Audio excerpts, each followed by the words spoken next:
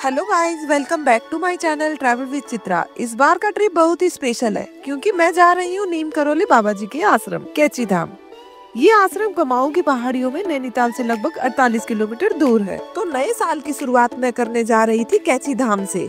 तो सुबह सुबह मैंने दिल्ली से 6:30 बजे की एक शताब्दी ट्रेन पकड़कर काठगोदाम पहुंच गई।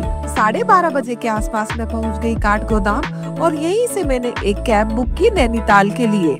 अगर आप काठगोदाम से कैची धाम, नैनीताल या मुक्तेश्वर या अल्मोड़ा जाना चाहते हैं तो यहीं से आपको कैब की फैसिलिटीज मिल जाती है, जिसके चार्जेस 200 से स्टार्ट होकर 1000 तक जा सकते हैं। काठगोदाम पहुंचने के बाद मैंने एक शेयरिंग कैब ली नैनीताल के लिए, जिसका मैंने 200 रुपीज पे किया था। और नैनीताल पहुंचने के बाद मैंने एक बाइक बुक करी जो मुझे हॉस्टल तक लेके जाने वाली थी। नैनीताल में आपको कहीं पे भी टैक्सी नहीं मिलने वाली है।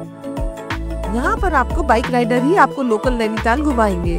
मैं नैनीताल पहुँच गई थी और बस स्टॉप के पास ही मैंने एक राइडर बुक किया जो मुझे हॉस्टल तक लेके जाने वाला था। और इस राइड को मैंने 100 रुपए में बुक किया था। जो मैंने हॉस्टल बुक किया था, कुछ उसका व्यू मैं आपके साथ शेयर कर देती हूँ, तो आप देखिए।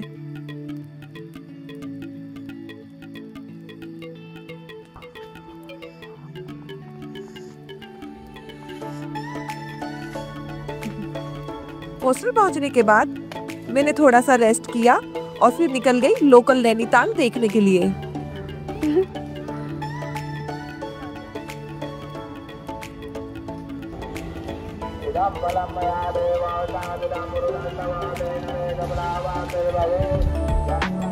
हाय श्रेया। तो अब मैं जा रही हूँ नैनी झील में बोट राइड करने के लिए। बोट राइड का पर पर्सन का किराया था 200 रुपीज। इस नैनी झील की सबसे बड़ी खासियत ये थी कि यहाँ का पानी बिल्कुल भी स्मेल नहीं कर रहा था। इसी वजह से मैंने इस बोट राइड को काफी एंजॉय किया। जो बोट राइडर थे, मैंने उनसे थोड़ी सी बातें करना स्टार्ट कर दिया। क्या है भैया ये मशीन? पानी की क्वालिटी बताती है। अच्छा, इससे पानी की क्वालिटी का पता चलता है अंदर ऑक्सीजन लेवल कम तो नहीं है या पानी गंदा तो नहीं हो रहा है। ये जल शक्ति मंत्रालय की ओर से लगाई गई है।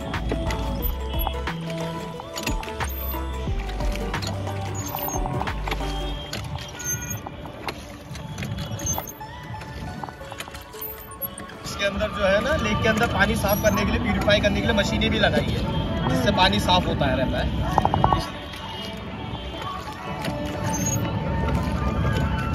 राइड खत्म करते करते मुझे शाम के 7 बज चुके थे, तो मैंने एक लोकल राइडर बुक किया जो मुझे नैना देवी मंदिर तक लेके गया। मंदिर के पास ही लोकल मार्केट भी थी जहाँ पर आपको ट्रेडिशनल वुलन क्लॉथ्स और हैंडीक्राफ्ट के आइटम भी मिल जाएंगे। ये मार्केट काफी वाइब्रेंट थी, तो चलो मैं आपको थोड़ा सा मार्केट का व्यू दिखा देती हूँ।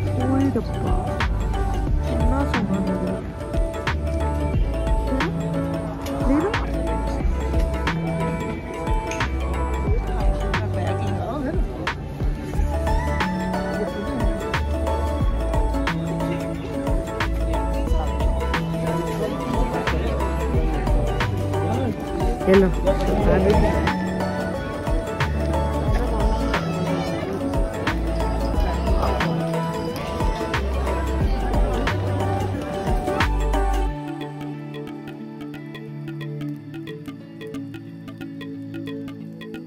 और मार्केट देखते देखते मैं नैना देवी के मंदिर तक पहुंच गई थी। तो यहाँ पे मैंने दर्शन किए और वापस निकल गई अपने हॉस्टल की तरफ।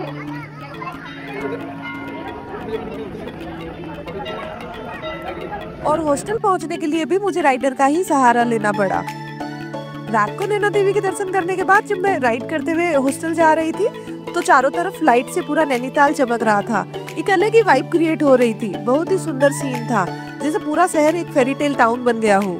और हाँ, उस वक्त ठंड काफी ज्यादा थी, लेकिन उस ठंड में राइड करना एक डिफरेंट लेवल का एक्सपीरियंस था मेरा। और पूरी मॉल रोड पर म्यूजिक चल रहा था। लोग इवनिंग में काफी एंजॉय कर रहे थे। और फिर मैं अपने हॉस्टल पहुंच गई। वहाँ पे मैंने डिनर किया। जब मैं हॉस्टल पहुंची तो देखा वहाँ पे फुल ऑन पार्टी चल रही थी। बोनफायर के साथ लाउड म्यूजिक और डांस चल रहा था। तो मैंने सोचा मैं भी थोड़ा डांस कर लेती हूँ। और जैसे ही रात के 12 बजे तो हम सबने मिलकर एक दूसरे को विश किया।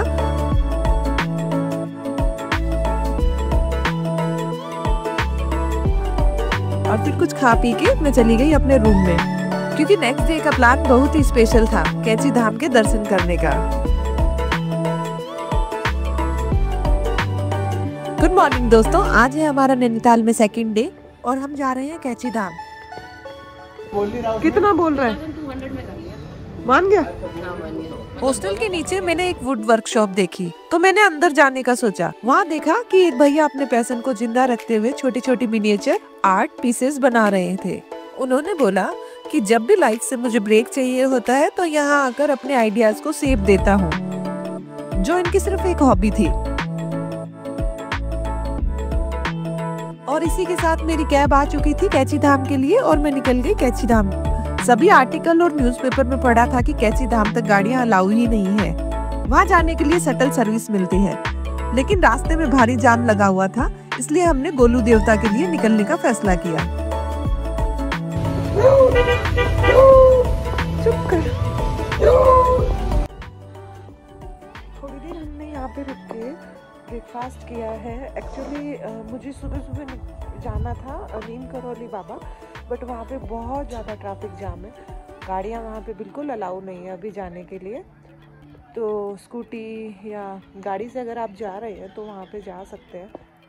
तो फिर हमने सोचा कि हम अल्मोड़ा के गोलू देवता के यहाँ पे चले जाते हैं। तो लेट्स सी, अब देखते हैं कि वहाँ पे कितना हमें जाम मिलता है। तो अभी थोड़ा सा मैं यहाँ पे ब्रेकफास्ट करने के लिए रुक गई हूँ। चलो मिलते हैं थोड़ी देर बाद। थोड़ी देर हम यहाँ पे रुक के हमने थोड़ा सा ब्रेकफास्ट किया है।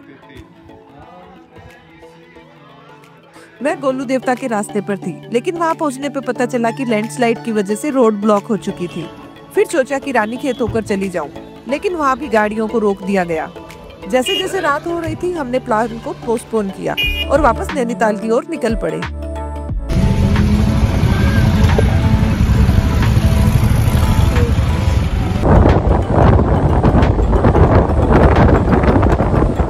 वापसी के दौरान जब हमारी कैब कैची धाम के पास से गुजर रही थी तो मैंने तुरंत ड्राइवर को रोका और फटाफट उतरकर बाबा के दर्शन करने पहुंच गई।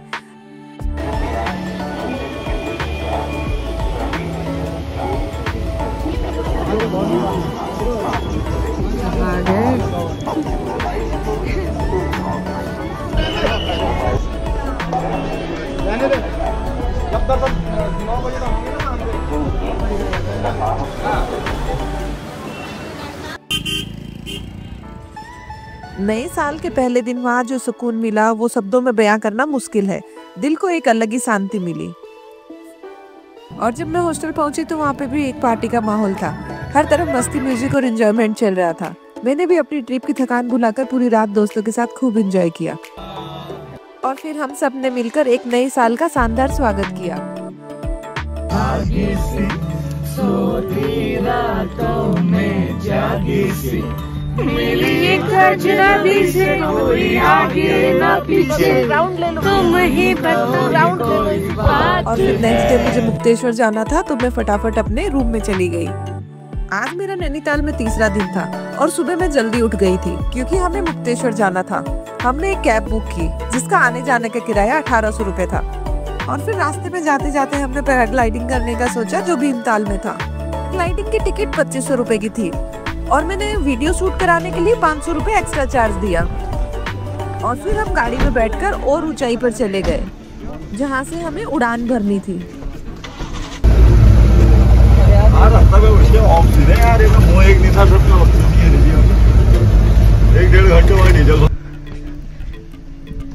और फिर पूरी तैयारी के साथ मुझे अच्छे से बांध दिया गया और फिर मैं तेजी से दौड़ते हुए हवा में उड़ गई।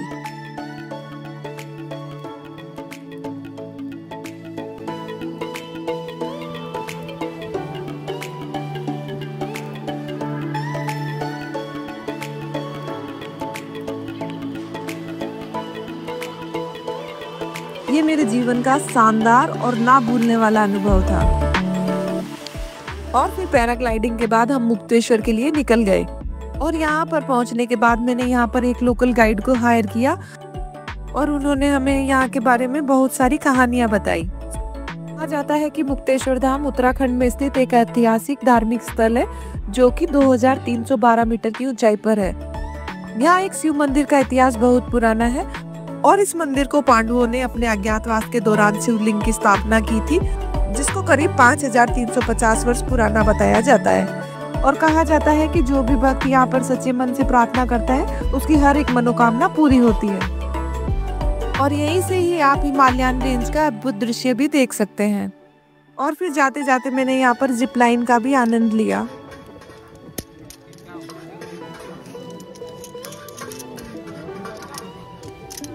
अननोन नंबर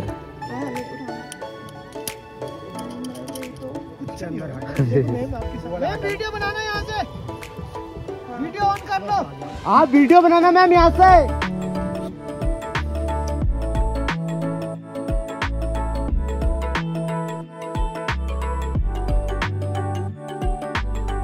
ये यात्रा मेरे लिए बहुत खास रही क्योंकि यहाँ पे मैंने शिव जी के दर्शन भी किए, एडवेंचर भी किया और प्रकृति की खूबसूरती को भी महसूस किया।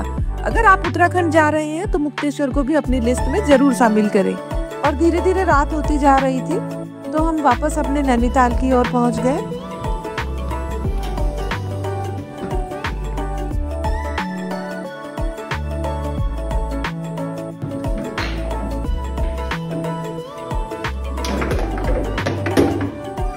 और वहाँ पर थोड़ा सा बोनफायर का एंजॉय किया और अगले दिन सुबह हनुमान मंदिर के दर्शन करते हुए हम वापस निकल पड़े काठगोदाम की ओर।